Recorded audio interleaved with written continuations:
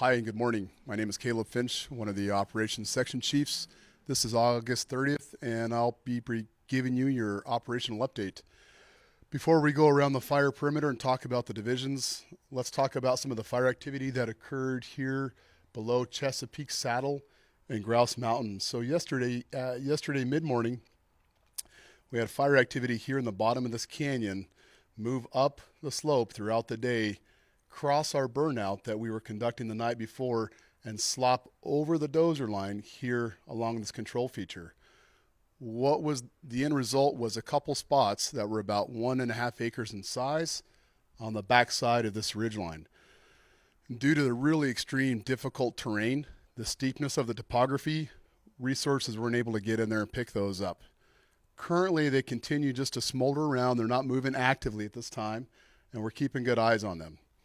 So with this action taking place, what that did is we had to pivot around and look at other options to continue to build and develop plans to keep this fire that may advance and move in the coming days and impact these values at risk, and also keep eyes on this fire down here in Delta to ensure it stays within the perimeter that we built around it.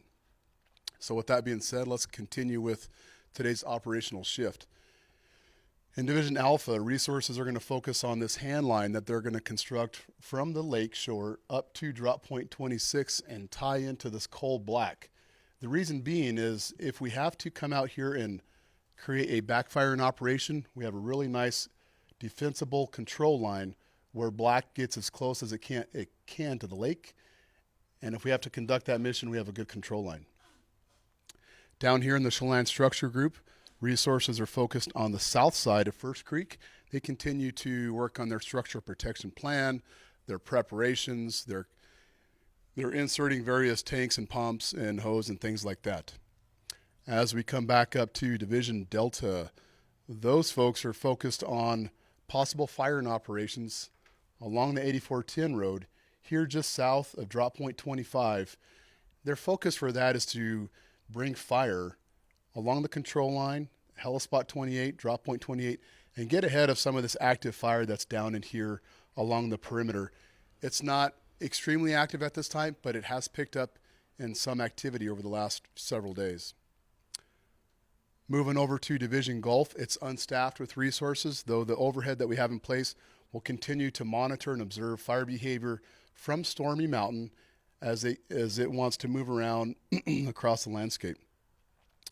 Moving over to Division November, unstaffed with resources, but our overhead that's in charge of this area will continue to look at various control options and features out to the west, such as Shady Pass, Big Hill.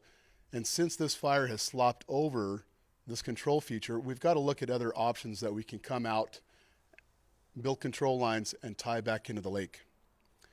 As we get over into Tango and then Yankee, Tango's going to keep eyes on the fire activity here, what we call near Dove Point.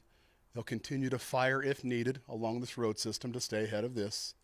You know, keep in mind this fire edge is moving into a lighter fuel type, a more recent fire scar, and so we anticipate the fire behavior to change. They'll keep eyes on that. They're going to continue to support Division November in these scouting missions to look for various ridge systems we can use to construct control lines back down into the lake. And then Division Yankee is going to hold and patrol and monitor this fire's edge, and just to make sure it stays in place while they allow time for resources to construct that line at drop point 6. Keep in mind today's a red flag day, so we anticipate an increase in fire behavior here in Division Delta and then a little bit over here in Division Tango. With that being said, this is the end of your operational update. Thank you.